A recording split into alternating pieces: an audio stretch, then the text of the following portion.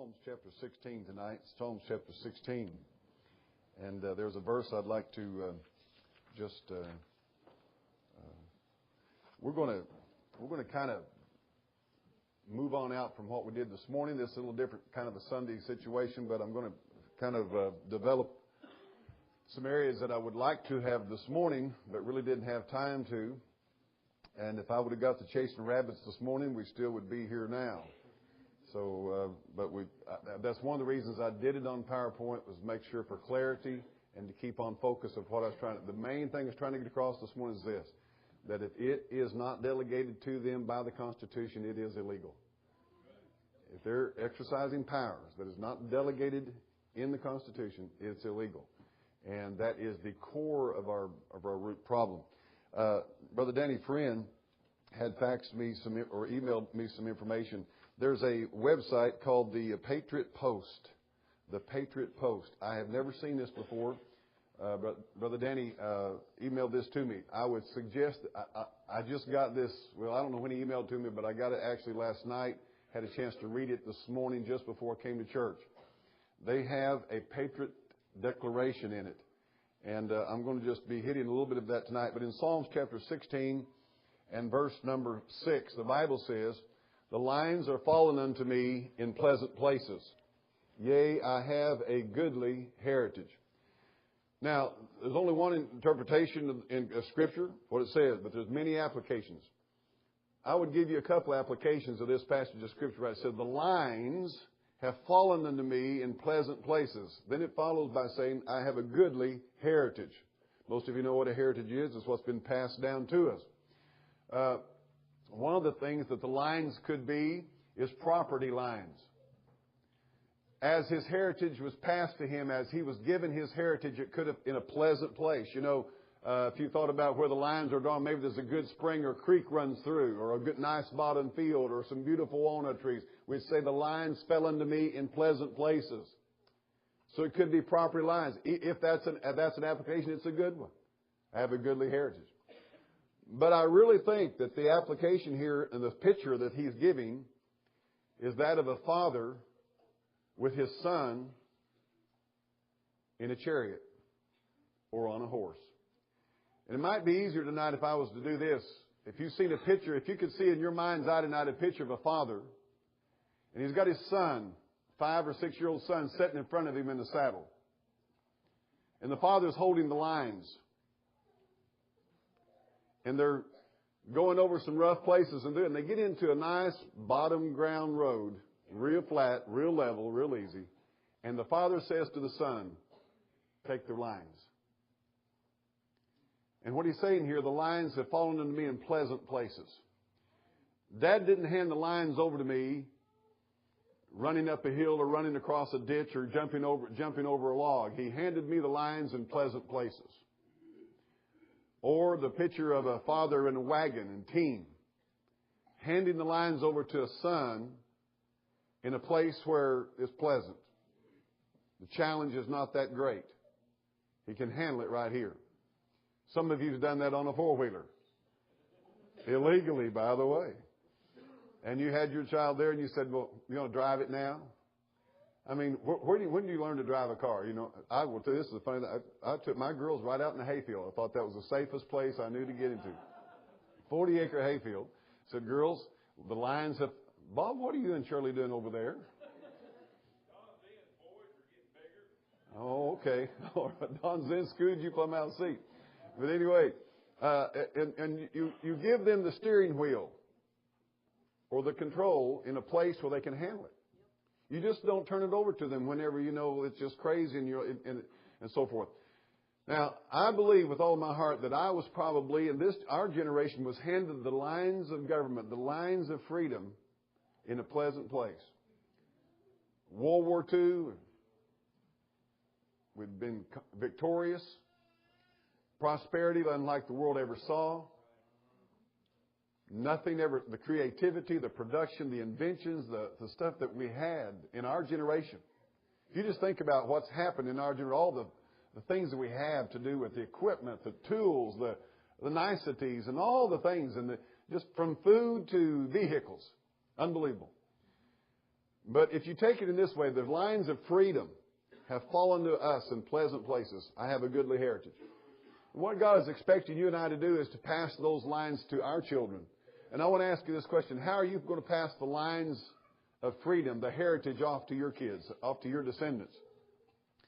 This thing of this he was talking about a while ago, and I'll probably ramble a little bit tonight, but there's these three branches of government. You've got legislative, and I'm going to do this real quick. You've got executive, and you've got judicial. He's talking about the Supreme Court judge, and this big issue on the judicial, the Article 2 section there, whether a judge is just is ruling on the law, or is he trying to make law? And for those of you who think that the Supreme Court can't make mistakes, in the previous to the Civil War, Justice Taney, T-A-W-N-E-Y, Supreme Court Justice, said that blacks weren't persons. He ruled in a Supreme Court decision that black people were not persons. It's amazing that almost 100 years later, the Supreme Court ruled that unborn children are not persons. So don't put too much confidence in the ability of the Supreme Court to lay the truth out on the table right. They are depraved men just as you and I are, and very capable of distorting the truth. And that's why we have three branches, because if you get one that's off, FDR tried to do what's called stacking the court. We had 9 Supreme Court justices, and when he came into presidency, many of them had been appointed before he got there. And he didn't like the way they were ruling, and they were ruling unconstitutional many of the programs and agencies that he was developing. So what did he try to do? He tried to stack the court by adding more court members to it, and that got him into big trouble. Let me tell you something. Here again, I give you an example of where the judiciary is overreaching its boundaries. Then I give you an example where the executive is overreaching his boundaries. And right now, the legislature, talking to the folks back here from Iowa, and it's a joy to have those people with us tonight from Brother Larry Brown's church. And shoot me from back there, and I can't even think of your name right now. Wendell, I apologize. I'm so sorry. But she was talking earlier about Nancy Pelosi saying, we've just gotten started. We'll make our rules up as we go. And so right now, here's the main thing that your founding fathers knew. And this is why Christianity is so important to this nation. This Bible teaches the depravity of man. That man is a sinner. There's none good, no, not one. If you want to read about it, you read there in Psalms, that his tongue is full of deceit. He's depraved, just totally depraved. Your founding fathers, because they were Christian Bible-reading men, knew that the heart of man is desperately wicked, deceitful above all things, and capable of the worst sins and crimes. And that men could not be trusted with absolute power. And so they give this balance of power so that they could check each other. Then they did something further. They restricted and limited the federal government's power and reserved it to the states to keep the power close to the states. Now, Brother Danny asked me some good questions this morning after church. Reggie, what about the programs that people are already in? We've got Medicaid, we've got Medicare, we've got Social Security, we've got all these programs. And I don't have the answer how all these things will work out, but I do know this, and this is the illustration I gave Brother Danny, that all of these bureaucracies and all of these agencies, if I start clipping a multiflora rose bush and I take a little deal and I start doing that to it, it's just going to be a mess. The best thing I can do is take and shove that thing back and cut it off at the root and let it die on the vine. These programs and all the things that entails to it will die on the vine if they're cut off at the root. Now, somebody says, Reggie, what should happen? If we ever get to the point of where we have elected officials that will go up there and live by the Constitution and dissolve all these agencies and cabinets and shut those places down, what they should do is give the states prior notice and tell the states, get ready. We're getting ready to return to you the powers that we do not have constitutionally. If you want a Medicaid program, get ready to implement it. If you want a Medicare, if you want a welfare system, If you want assistance programs, you need to start preparing that, because we're getting ready to shut this thing down. And then they should tell all those people, get ready to go find you a new job, because this building's going to go up for sale. And then we're going to send this money back to we're going to prorate put this money back to the states. And again, it would be, if you'll think it through, the amazing power and the prosperity that would come in the competitiveness of the states. And they would take care of themselves. Any state that got off on the deep end doing a bunch of stupid stuff, other states wouldn't even trade with them. People wouldn't move into them. Businesses wouldn't go into them. And it would take care of itself. But anyway, I just want to say this. Now, I want to read you a few of these things from this Patriot Post. And I would really encourage you to get a copy of this. It's called the Patriot Declaration. It gives a quote of Thomas Jefferson. Honor, justice, and humanity forbid us tamely to surrender that freedom which we received from our gallant ancestors. Now, we're talking about the lines fallen unto me in pleasant places.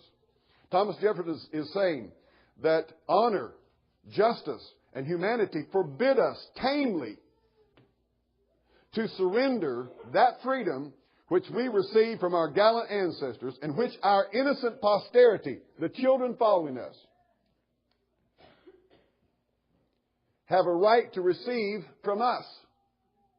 I was handed the lines from my forefathers. My children have a right to expect me to hand this freedom on to them. That's what he's saying here.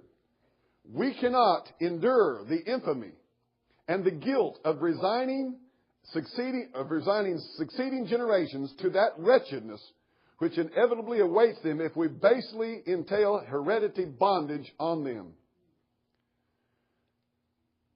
Across our great nation, there is a groundswell of protest against the leftist agenda of those now holding power in the executive and legislative branches of the central government. The tenor of this grassroots movement is growing louder as its numbers swell and its purposes become defined. It is a protest characterized not by a roar for revolution. Now listen to this carefully.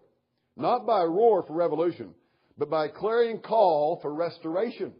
I read this and I go, man, it's probably a good thing I didn't have this during the week, or I would have added it to it. Call for restoration, a repair of our constitutional authority, and a return to its standard of the rule of law. George Washington proclaimed, quote, the Constitution, which at any time exists till changed by an explicit and authentic act of the whole people, is sacredly obligatory upon all. Further, as Alexander Hamilton made clear in Federalist Paper 81, there is not a syllable in the Constitution which directly empowers the national courts to construe the laws according to the spirit of the Constitution. Much less so is there any provision for the executive or legislative branches to rely upon interpretation of such language as that in the Commerce Clause to justify all manner of government intrusion, such as the newly implemented nationalization of health care. These people know what they're talking about. These people are on target. James Madison, author of the Constitution, wrote, quote, I cannot undertake to lay my finger on that article of the Constitution which granted a right to Congress. I'm going to stop over. You got to hear this. Don't miss this. I cannot undertake to lay my finger on that article of the Constitution which granted a right to Congress of expending on objects of benevolence the money of their constituents. You know what he's saying? There is not an article in the Constitution that gives them the right to spend a dime benevolently to anybody with the money of the constituents of those legislators. If Congress can do whatever in their discretion can be done by money and will promote the general welfare, the government is no longer a limited one, possessing enumerated powers but an indefinite one. The powers delegated by the proposed Constitution to the federal government are few and defined. Those which are to remain in the state governments are numerous and indefinite. There are more instances of abridgment of the freedom of the people by gradual and silent encroachments of those in power than by violent and sudden usurpations. Similarly, Thomas Jefferson wrote, the states can best govern our home concerns and the general government of our foreign ones. You know what he's saying? The state take care of our home concerns, the federal government, foreign concerns. I wish, therefore, Watch this. This is Thomas Jefferson, whom the liberals like to claim as their man. No. They just won't give you the full quotes. Thomas Jefferson. I wish, therefore, never to see all offices transferred to Washington, where further withdrawn from the eyes of the people, they may more secretly be bought and sold at market. When all government shall be drawn to Washington as the center of all power, it will render powerless the checks provided of one government on another. Were we directed from Washington when to sow and when to reap, we should soon want bread.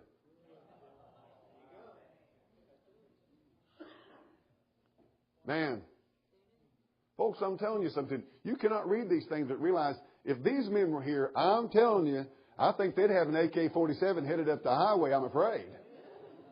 Say, what's the matter with the rest of you guys?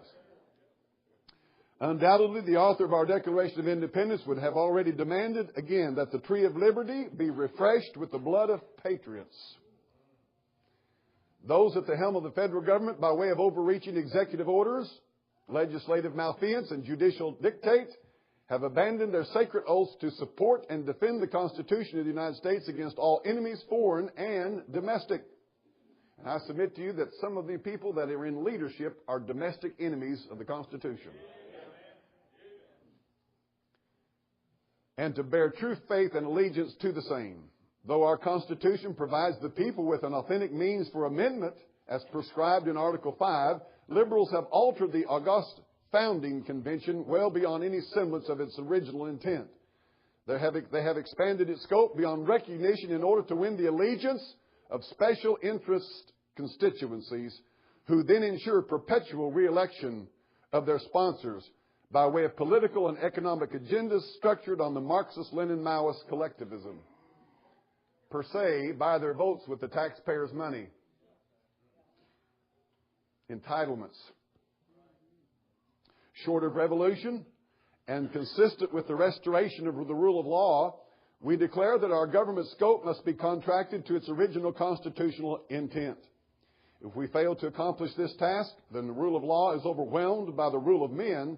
Tyranny and anarchy will prevail, and the ultimate arbiter of the law will not depend upon constitutional rule, but ultimately and crudely upon that which of the rivals possess the most firepower.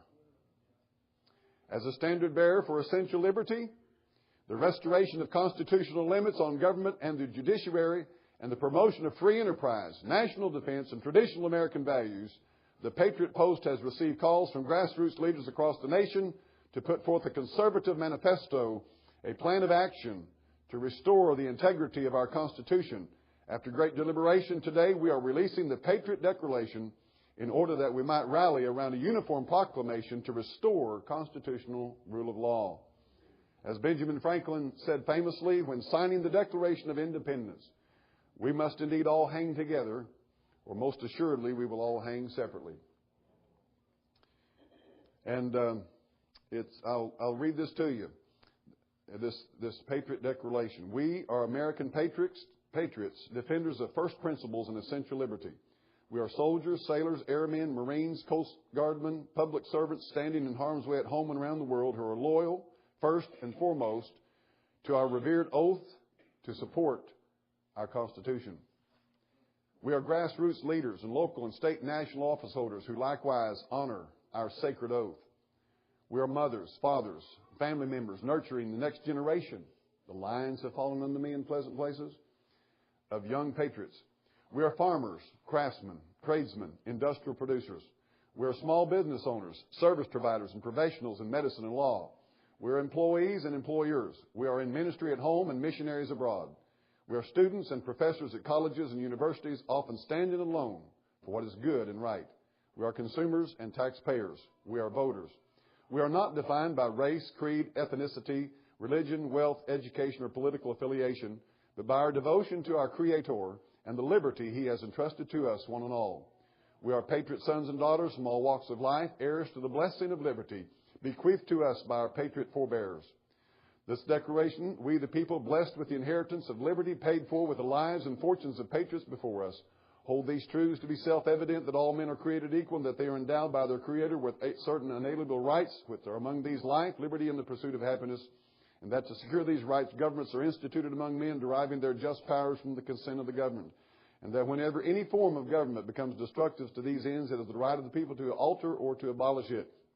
Whereas our nation is at a critical historic juncture, we must choose between the rule of law and the rule of men. And whereas our nation is confronting significant political threats to liberty from within our borders and from enemies abroad, and whereas our national constitution is the singular guidance for the rule of law and the defense of liberty, and whereas our elected leaders have forgotten their oath to support and defend our Constitution, placing the future of American liberty at great peril, therefore be it resolved, we the people of these United States, in order to restore a more perfect union, reestablish justice, reinsure domestic tranquility, provide for the common defense, promote the general welfare, and secure the blessings of liberty to ourselves and to our posterity, pledge to support and defend the Constitution of the United States of America as established at the great cost in lives and treasure by our founders and defended by generations since, and commit to undertake the following actions to restore constitutional integrity and rule of law or be subject to expulsion.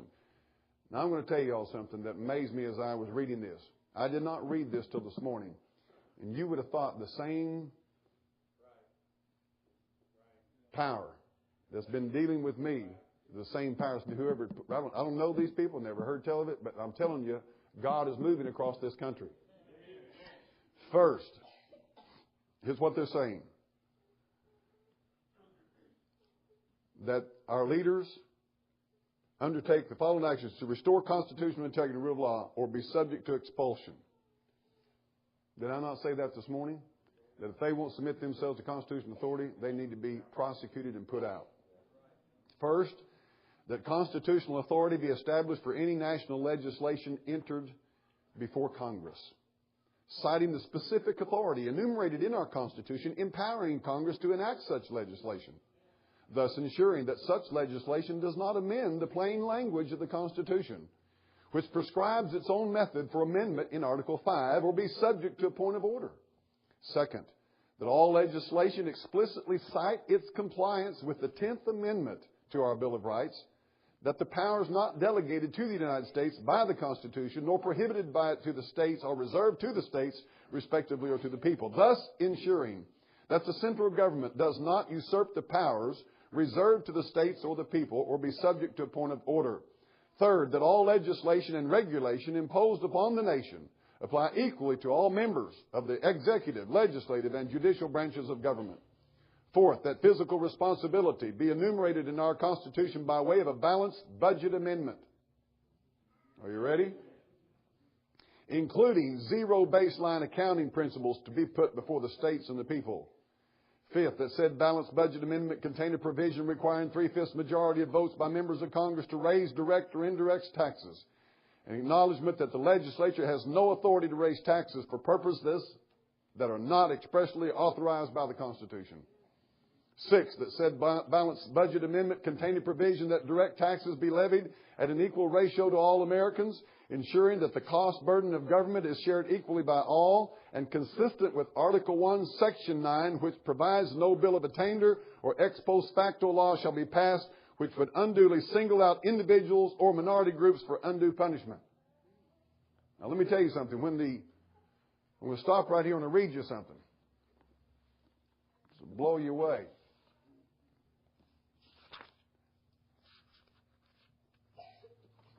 If I can get it right here. Here it is. I want you to notice the things that happened on April 15th. How many knows what April 15th is? That's tax day.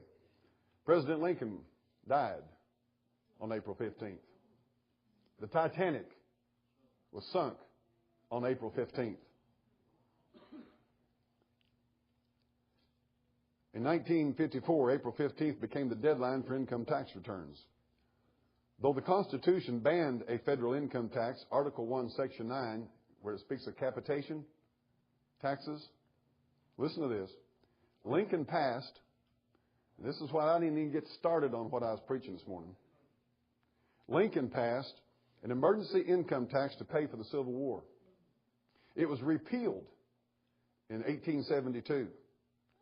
An income tax was attempted again in 1895, but the Supreme Court declared that it was unconstitutional in Pollock versus Farmers Loan.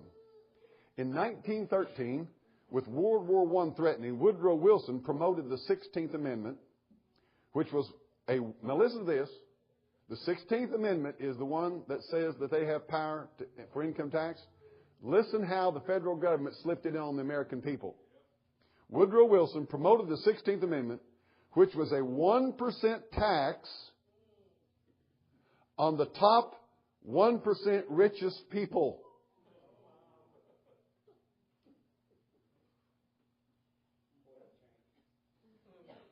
In 1942, with World War II approaching, in World War II, Franklin Roosevelt passed what John F. Kennedy called the greatest tax bill in American history.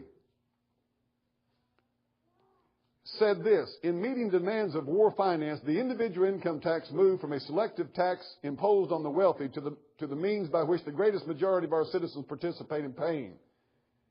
In 1988, President Reagan said, I believe God did not give mankind unlimited gifts to invent, produce, and create.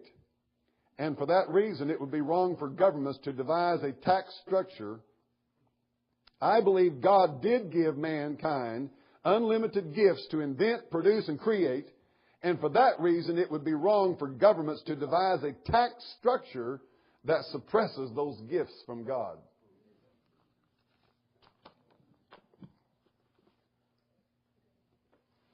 Lots of difference in the way people think. I'm going to tell you, according to Article 1, Section 9, the income tax is unconstitutional, and capitation is a poll tax. And let me tell you how they got by with it, by telling everybody that wasn't in the 1%.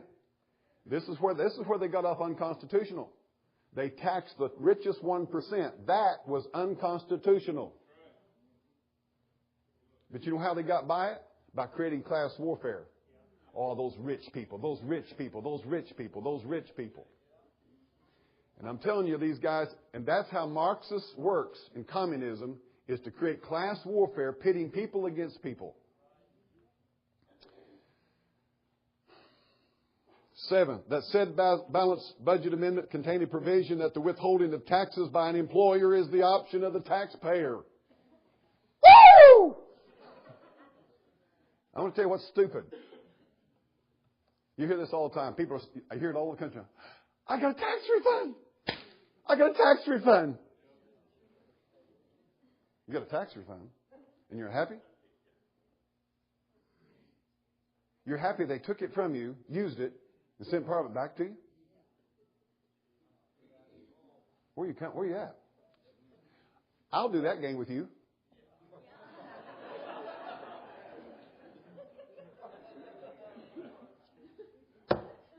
Bill, I think I'm going to tax you for $750. Pay it to me now. If all works out a year from now, I'll send you part of it back, and you'll be thrilled. Thank me for it. That's how stupid this stuff is. We have so succumbed to the slavery of this system that we're overjoyed to get $362 tax return. We're overjoyed now that we've paid in all of our life enough for anybody to have a good retirement, and Uncle Sam goes, doggone, they lived too long. We're going to have to pay them back some. 8, that said balanced budget amendment acknowledged the interdependence of economic freedom and political freedom by provision.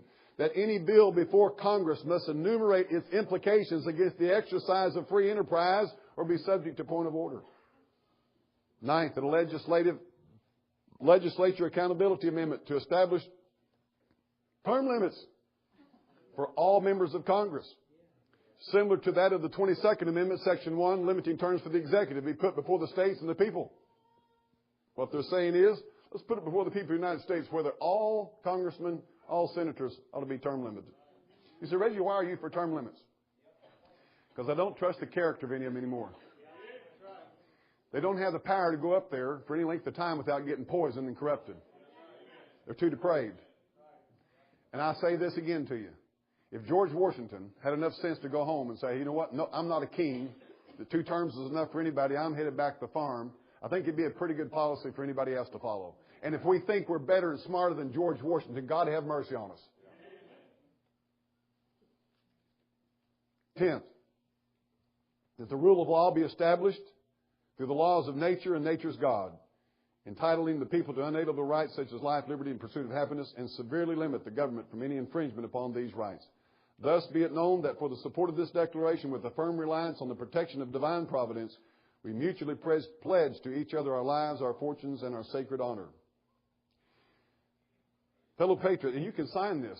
You can do this. You can sign this and become part of this. Fellow patriots, throughout history, the burden of ensuring that the flame of liberty burns bright has fallen upon the shoulders of a few patriotic men and women.